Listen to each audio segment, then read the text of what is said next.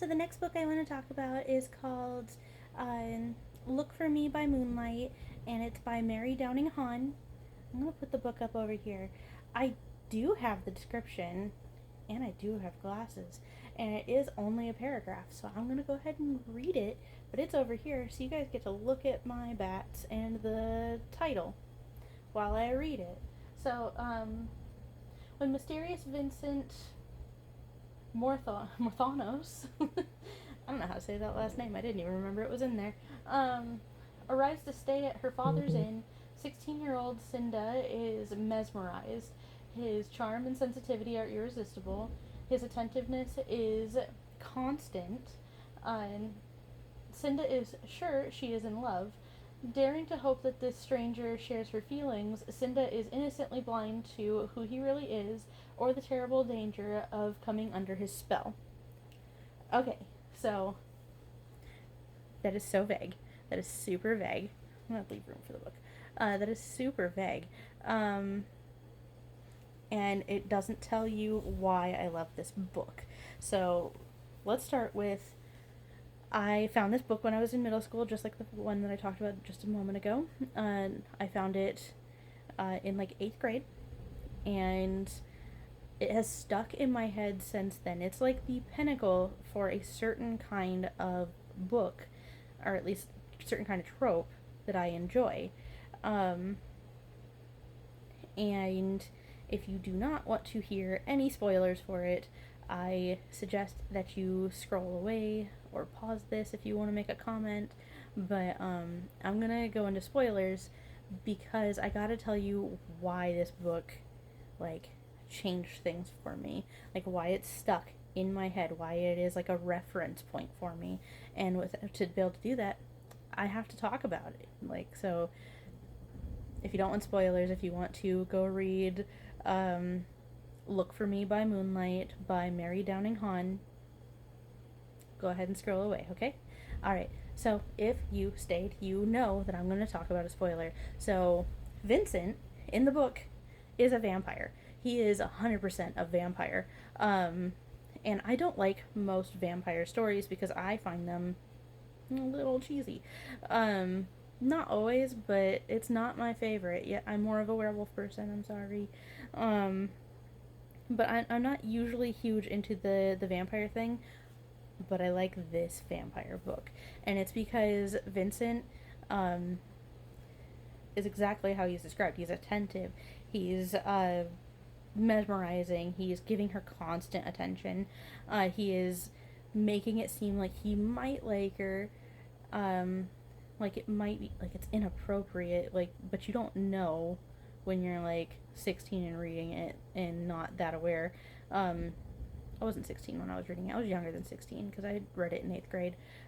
Like, you're not really clocking it when you're a kid that it's an inappropriate relationship. You know as an adult. You definitely know as an adult this is super inappropriate. This is a grown man. She's 16. But you don't like don't get upset yet, okay?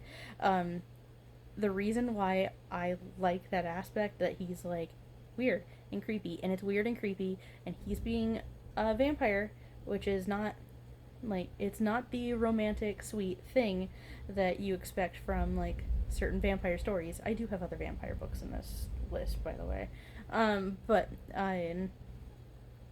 it's not the sweet thing. He is definitely a monster. He is legitimately a monster. He is drawing Cinda in to torment her, to be a monster. Like, it seems inappropriate because it is. Because he's bad. Because he's a bad person. And you find that out as her family likes him more and more. Her little brother gets, like, wrapped up in this guy more and more to the point where it seems like her little brother just idolizes this guy. And, so it's basically just Cinda, and who eventually figures out like that this guy is bad. It's her and one of her friends, like a guy from nearby, I think, and against a vampire. like a scary vampire. Like, not scary, but like he's scary because he's an actual threat. He has got her family looped around his finger, and he is just toying with her, with the end point obviously being that he is going to all of them.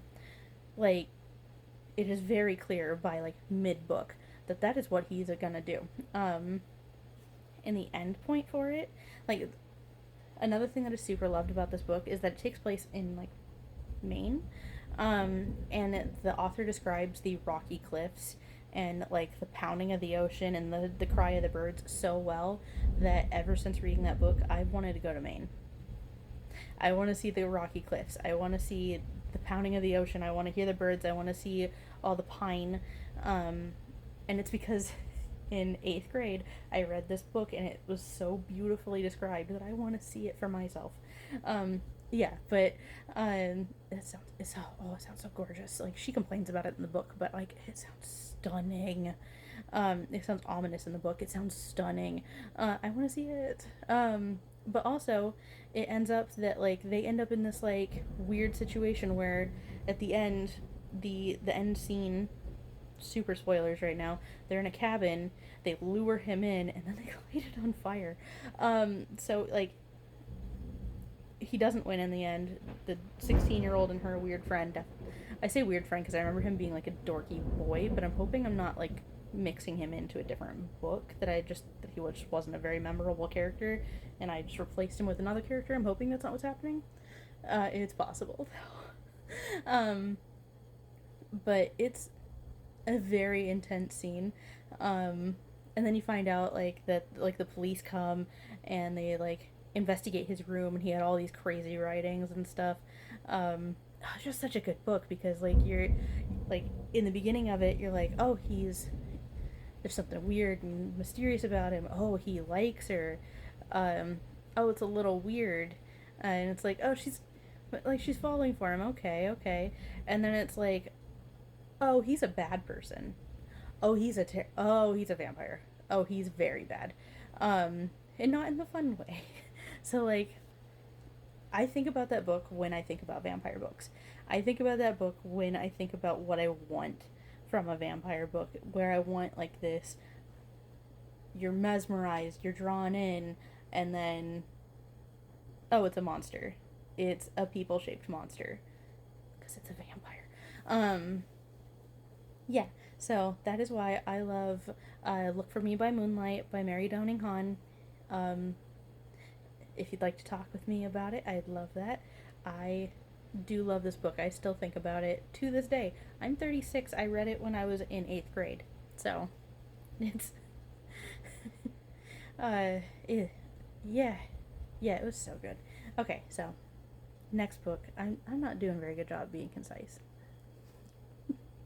Oops, sorry. Oh my goodness.